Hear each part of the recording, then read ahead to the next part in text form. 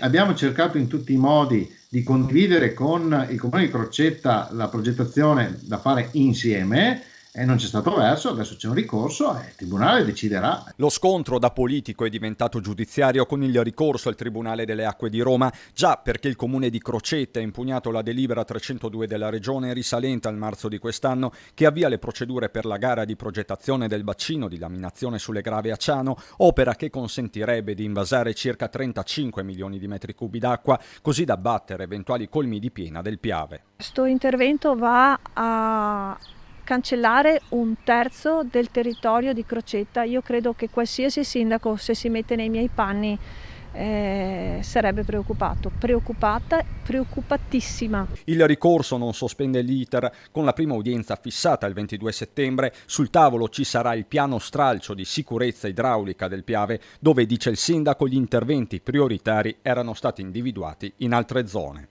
Prevedeva una serie di interventi non strutturali, quindi di manutenzione dell'alveo, della foce, eccetera, e poi delle casse di laminazione, e la prima di queste non era a Ciano, era nel Basso Piave. Ripetiamolo, quindi dov'era? Era a Ponte di Piave.